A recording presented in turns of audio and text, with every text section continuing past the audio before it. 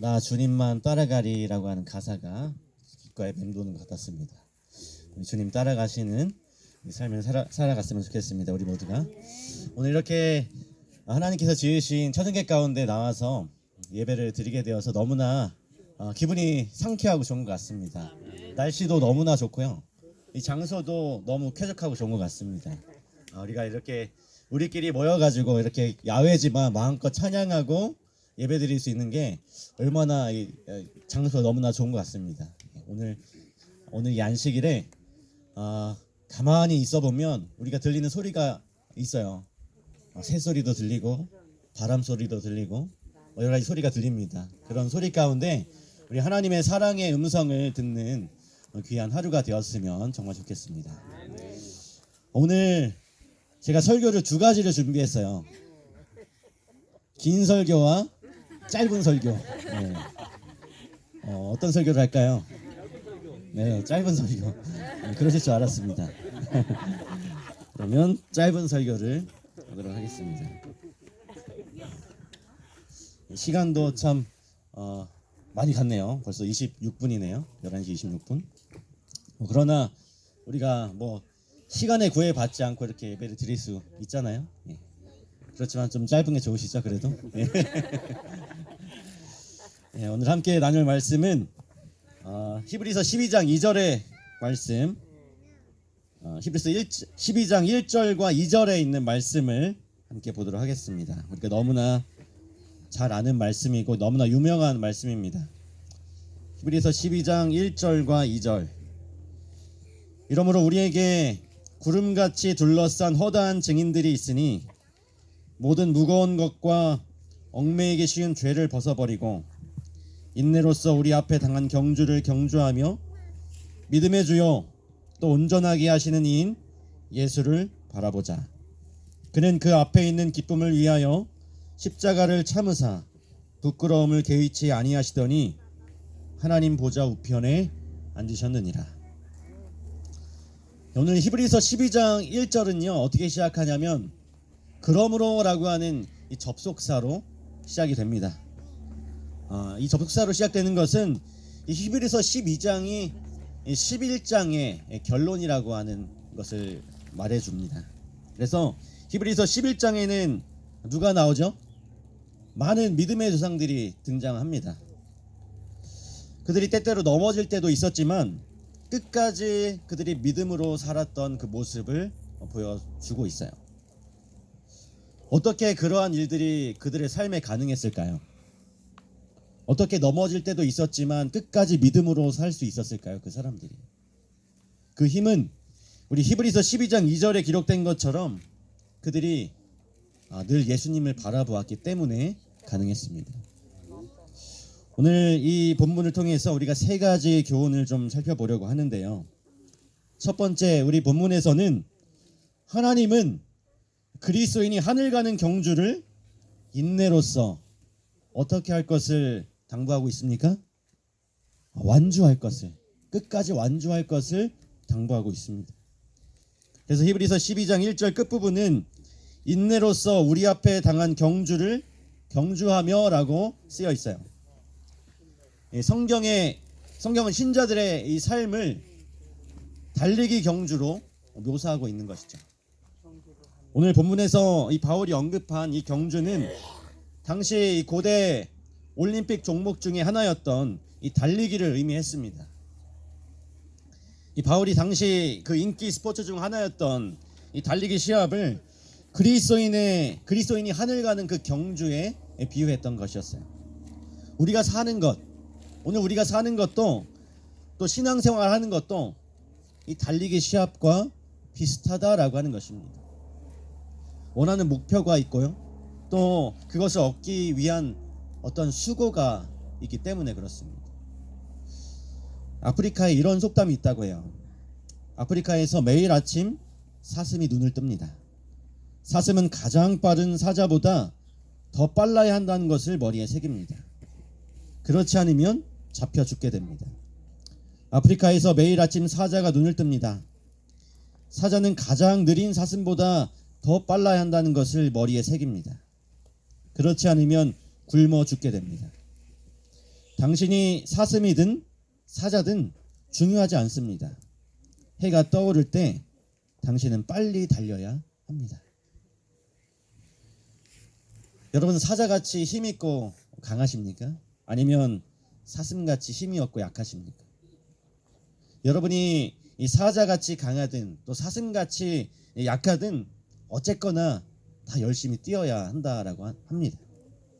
그렇지 않으면 이 세상에서 우리는 뒤떨어질 수밖에 없다고 또 세상은 이렇게 이야기를 해요. 남에게 뒤처지지 않기 위해서, 그리고 남을 따라잡기 위해서 모두가 다 애쓰며 살고 있습니다.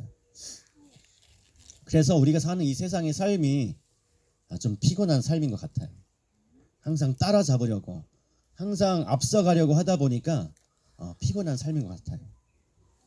제가 지난해에 그 도농 한마당에 그 충청화폐 행사 중에 하나인 도농 한마당에 참여하게 되었었는데요. 그때 그 행사 중에 릴레이 계주가 있었어요. 그때 제가 그 계주 선수로 나가지 않았지만 저희 집사람이 계주 선수로 나갔습니다. 사람이 너무 없어가지고 그때 원래 그 연령대별로 뭐 한 명씩 선수를 뽑았는데 어쩔 수 없이 저도 나갈 뻔했는데 저는 핑계를 대고 안 나갔는데 저희 집사람은 좀 거기 계주에 참가하게 됐습니다. 그래서 그때 저희 아이들과 이제 그때 저희 장모님도 함께 가셨는데 이제 집사람이 선수니까 응원을 해야겠다 해가지고 이제 집사람이 오기만을 기다리면서 그 코너에 딱 서 있었어요. 근데 아무리 기다려도 저희 집사람이 오지 않는 겁니다.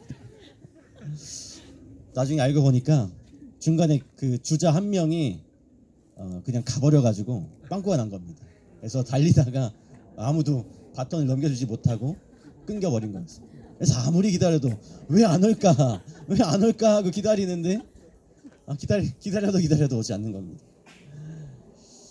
이 달리기 시합을 하다가 이게 앞 사람과 차이가 많이 나면 어떨까요? 하기 싫어요. 뛰기 싫어지고 의욕이 생기지 않습니다.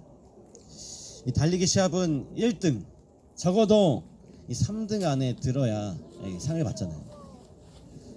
근데 여러분, 신앙생활 하는데도 힘들 때가 있으시죠? 내가 이거 신앙생활 하는데 너무 힘들다, 그냥 때려쳐버릴까 할 때가 있을 수도 있습니다. 오히려 주변에 예수님을 안 믿는 사람들이 더 잘 되는 것처럼 보일 때도 있어요. 그때 이렇게 신앙을 좀 포기하고 싶은 마음이 들기도 합니다. 그런데 그때 인내하고 포기하지 말아야 하죠. 왜냐하면 우리가 이 신앙의 경주, 이 하늘 가는 경주는 그 등수가 상관이 없거든요. 1등을 하든 꼴등을 하든 완주만 하면 되기 때문에 그렇습니다. 2004년 8월 30일 그 아테네 올림픽 마라톤 경기가 진행되고 있었습니다. 브라질의 이 반데를레이 리마라고 하는 선수가 이 37km까지 선두를 달리고 있었어요. 그런데 갑자기 한 남자가 도로에 뛰어들더니 이 리마 선수를 넘어뜨렸습니다. 그는 아일랜드 출신의 종말론자였는데요. 세상에 종말이 오고 있다는 사실을 알리기 위해서 그렇게 했다고 합니다. 관심을 끌기 위해서. 그래서 어쨌든 이 리마 선수는 다시 일어났지만 이미 그 페이스를 잃은 상태였기 때문에 빨리 달릴 수가 없었어요. 그렇지만 그가 포기하지 않았습니다. 포기하지 않고 끝까지 달렸어요. 그리고 마침내 그가 세 번째로 그 마지막 그 결승선에 들어오게 되었습니다.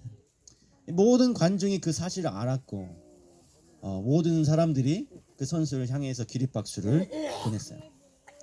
그는 정말로 그 금메달보다 더 값진 동메달을 목에 건 것이었죠. 오늘 히브리서 12장 1절에 우리에게 구름같이 둘러싼 허다한 증인들이 있다라는 표현이 나옵니다. 여기 구름같이 둘러싼 그 허다한 증인들이란 당시 달리기 경주 때 그 관중석에 앉아있던 관중들을 뜻합니다. 그들은 1차적으로 히브리서 11장에 기록된 수많은 믿음의 조상들을 가리키기도 해요. 또한 그들은 후대에 각자의 믿음 생활을 끝까지 완주한 사람들을 가리킵니다. 수많은 그리스도인들이 어려움과 또 장애가 있음에도 불구하고 하늘 가는 경주를 끝냈습니다. 바울은 이 달리기 선수가 열심히 달릴 때 그 관중석에 수많은 사람이 그들을 환호하며 지지하는 것처럼 하늘 가는 경주에도 수많은 이 관중들, 곧 증인들이 있다라고 말씀하고 있습니다. 오늘 우리가 시작한 이 하늘 가는 경주는 우리가 혼자 달려가는 그런 경주가 아닙니다. 이미 그 경기를 끝낸 수많은 선배들이 있고 또 함께 뛰는 동료들이 있다라고 하는 것이죠. 이 세상의 경주는 1등만을 축복하지만 이 하늘 가는 경주는 이 완주하는 사람을 축복합니다. 그래서 히브리서는 신자에게 여러 번 포기하지 말고 인내로써 참고 인내로써 끝까지 경주하자라고 이렇게 말하고 있어요. 하늘 가는 경주는 좀 늦게 가도 상관이 없습니다. 우리 하늘 가는 경주에 그 리마 선수처럼 예상치 못한 방해가 있더라도 다만 끝까지 가야 한다는 사실을 여러분 잊지 마시기 바랍니다. 두 번째로 하나님은 그리스도인이 무거운 것과 얽매이기 쉬운 죄를 벗어버리라고 당부하고 있습니다. 히브리서 12장 1절은 모든 무거운 것과 얽매이기 쉬운 죄를 벗어버리라고 말씀하고 있어요. 여기서 이 무거운 것은 이 얽매이기 쉬운, 쉽게 마음이 흐트러지지 않는 그런 뜻입니다. 성경 우리가 이 하늘 가는 경주를 하는데 방해가 되고 우리의 마음을 쉽게 흐트러지게 하는 것을 다 벗어버리라고 이렇게 말하고 있어요. 육상 선수가 이 경기장에서 입은 여러분 그 유니폼 보신 적 있으시죠? 그 모습이 어땠나요? 그 육상 선수가 입는 옷이 어떻습니까? 예, 아주 가볍죠. 예, 방해받지 않는, 그 뛰는데 방해받지 않도록 아주 심플한 그런 가벼운 유니폼을 입습니다. 아무리 좋아도, 아무리 춥다고 해도 어떤 뭐 코트를 걸치거나 아무리 멋있다고 해도 양복을 입거나 하지 않아요. 이 불필요한 것을 제거하는 것은 이 육상 선수의 옷뿐만이 아닙니다. 이 스포츠 브랜드인 이 푸마가 그 세계적인 단거리 선수였던 그 우사인 볼트를 서포트했었는데요, 후원했었는데, 이 푸마가 이 우사인 볼트를 위해서 에버스피드라고 하는 그 신발을 제작해서 지원을 했습니다. 이 신발 한쪽 무게가 202.8g이라고 해요. 두 짝을 다 합쳐도 500g이 되지 않습니다. 달리기 경기에 나온 선수는 이렇게 옷이든 신발이든 뛰는데 방해가 되는 것은 다 벗어버립니다. 이처럼 하늘 가는 경주에도 그리스도인은 거추장스러운 모든 것을 다 제하라고 오늘 성경은 말하고 있어요. 우리 교회 증언 5권에 보면 이런 말씀이 있습니다. 지금은 우리의 형제들이 그들의 소유를 늘리는 대신에 줄여야 할 때이다. 우리는 바야흐로 더 좋은 나라, 하늘에 있는 나라로 옮겨갈 것이다.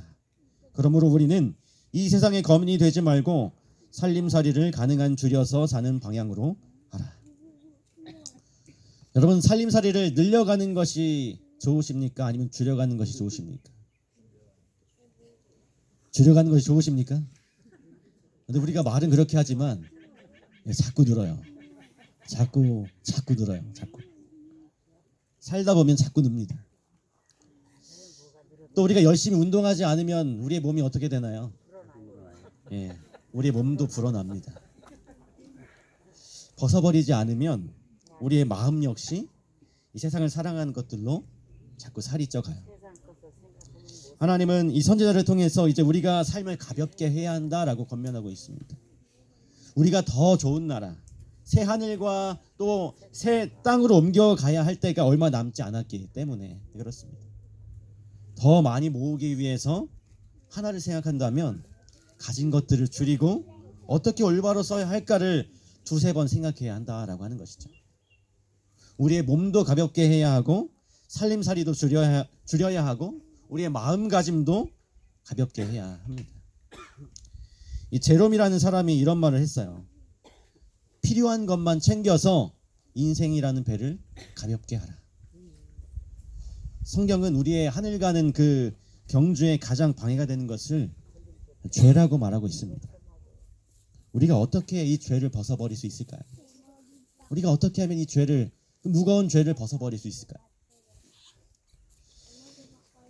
성경은 하나님은 그리스도인이 믿음의 주요 온전케 하시는 예수를 바라보았을 때 그 죄를 벗어버릴 수 있다라고 당부하고 있습니다. 성경은 우리가 하늘 가는 경주를 방해하는 죄를 벗어버릴 가장 확실한 방법을 이렇게 말씀하고 있어요. 그것은 바로 예수 그리스도를 바라보는 것입니다. 오늘 우리가 이 천연계에 나와 있는데요. 우리가 이 하나님께서 지으신 이 천연계를 바라보면 예수님을 바라보게 됩니다. 예수님께서 지으신 이 나뭇잎 하나에도 분명 하나님의 사랑이 담겨 있고 하나님께서 우리를 얼마나 사랑하시는지 이 나뭇잎이 말하진 않지만 우리가 그것을 보고 느낄 수 있습니다. 독일 미넨 대학에서 한 실험을 했는데요. 65명의 사람에게 양철 캔과 같은 평범한 물건을 제시하고 그것의 쓰임새들을 적어보라고 했습니다. 그리고 그 실험을 하기 전에 참가자들에게 각각 이 녹색과 흰색이 주로 나오는 이 장면을 보여주었습니다. 그 결과 이 녹색 스크린을 본 참가자들이 더 많이 창의적으로 그 양철 캔의 쓰임새를 적었다고 하는 그런 연구 결과가 있었습니다. 그래서 연구팀은 녹색의 상대 색깔을 또 바꿔서 빨간색, 회색, 파란색 그런 다른 색깔을 또 시험에 사용했는데 그 결과 역시 이 녹색을 봤을 때 그 녹색을 본 사람들이 더 양철캔의 그 쓰임새에 대해서 자세히 그리고 창의적으로 대답을 했다고 합니다. 우리 그러면 잠시 이 녹색을 바라보는 시간을 좀 가져볼까요? 이 녹색이 많죠? 우리 녹색을 바라보면 또 우리 마음이 편해지고 눈이 편해지는 그런 것도 효과도 있습니다. 정말 이 녹색이 우리의 삶의 가장 친근한 색이고 우리의 건강에도 또 녹색하면 여러분 무엇이 생각나시나요? 신선한 어떤 야채들 그런 것이 생각나죠. 이것이 바로 하나님께서 나무와 풀들을 이 녹색으로 만드신 이유인 것 같습니다. 성경은 믿음의 주요 온전케 하시는 이 예수를 바라보라고 이렇게 말씀하세요. 우리가 예수님을 바라보면 그분은 과연 어떤 분일까요? 그분은 과연 우리에게 어떤 분으로 바라봐 하실까요? 히브리서 12장 2절은 그는 그 앞에 있는 기쁨을 위하여 십자가를 참으사 부끄러움을 개의치 아니하셨다라고 말씀하고 있습니다. 모든 사람은 이 부끄러움 당하는 걸 싫어해요. 어떤 사람은 당한 모욕과 부끄러움을 참지 못하고 극단적인 선택을 하기도 합니다. 바울은 예수님을 설명하면서 십자가의 모욕과 부끄러움을 견디신 분이라고 이렇게 묘사하고 있어요. 예수님은 십자가에서 육체적으로 그리고 정신적으로 온갖 치욕을 당하셨습니다. 그러나 그것을 다 견디셨어요.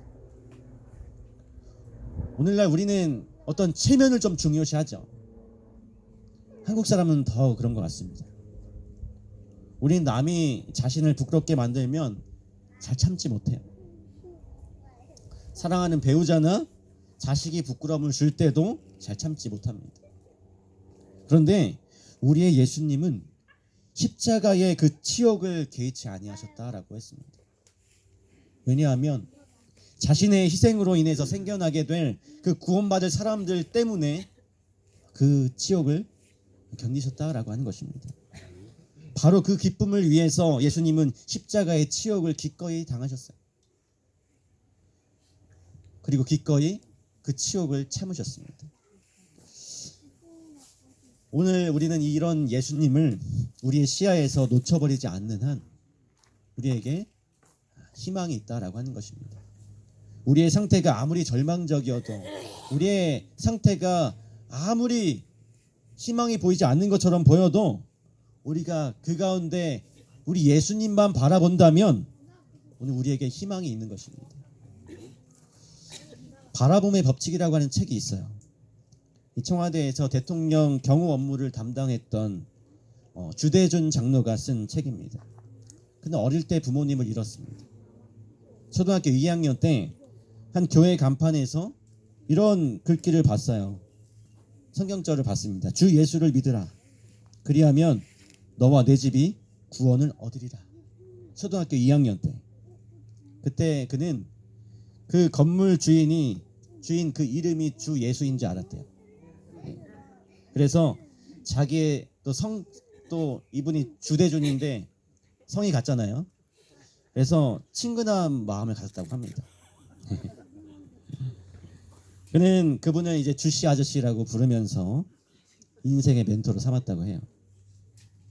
삶이 힘들 때도 이 주씨 아저씨를 바라보았고, 일이 잘 풀리지 않을 때도 이 아저씨를 바라보았습니다. 늘 예수님을 바라보았더니 그분이 모든 사람을 하나님의 축복의 통로로 삼기 원하신다는 사실을 깨닫게 되었다고 합니다. 그때부터 그는 아들과 딸들에게 이 공부하라고 말하는 대신, 공부 좀 하라고 이 말하는 대신에 머리에 손을 얹고 이 축복 기도를 해줬대요. 그는 출세가 성공이 아니라 빛과 소금으로 사는 것이 진정한 성공이라고 늘 자녀들에게 이렇게 말해 주었다고 합니다. 그래서 그는 그 책에 이렇게 기록하고 있어요. 만약 내가 나의 부족과 허물에 초점을 맞추었다면 중도의 많은 꿈들을 포기했을 게 뻔하다. 그러나 언제나 나는 나를 통해 많은 것을 이루실 하나님을 바라보았다. 사랑하는 성도 여러분, 우리의 부족과 허물들을 바라보지 마시기 바랍니다. 남의 부족과 허물도 바라보지 마세요. 다만 우리를 통해 일하시는 그 예수 그리스도를 바라보게 되시길 간절히 바랍니다. 회개하는 죄인, 시대소망에 있는 말씀입니다. 회개하는 죄인은 세상 죄를 지고 가는 하나님의 어린 양에 그 눈을 고정시키도록 하라. 그는 바라봄으로써 변화를 받게 된다. 그의 공포는 기쁨으로, 의심은 소망으로 변한다. 감사하는 마음이 솟아오른다. 돌 같은 마음이 부수어진다. 사랑의 조수가 심령에 밀려 들어온다. 오늘 여러분의 딱딱한 마음이 좀 부드럽게 되기를 원하십니까? 사랑할 줄 모르는 그 우리의 마음이, 사랑하는 마음이 강물처럼 좀 흘러나기를 원하신다면, 그렇다면 정말로 이 말씀을 의지하고 예수 그리스도를 바라보셔야 합니다. 매일 매순간 예수 그리스도를 바라보셔야 해요. 그래서 우리가 여기 있는 우리 모든 교우들이 하늘 가는 경주를 포기하지 않고 정말 인내로써 참으면서 달려갔으면 좋겠습니다. 그리고 여기 있는 우리 모두가 하늘 가는 경주에 방해가 되는 그 모든 것들을 다 벗어버렸으면 좋겠어요. 그리고 우리가 하늘 가는 힘을 얻기 위해서 늘 예수님을 바라보며 살았으면 좋겠습니다. 오늘 예수님을 바라보고 사는 여러분들에게 하나님의 크신 축복이 함께하여 주시기를 간절히 바라면서 말씀을 마치도록 하겠습니다.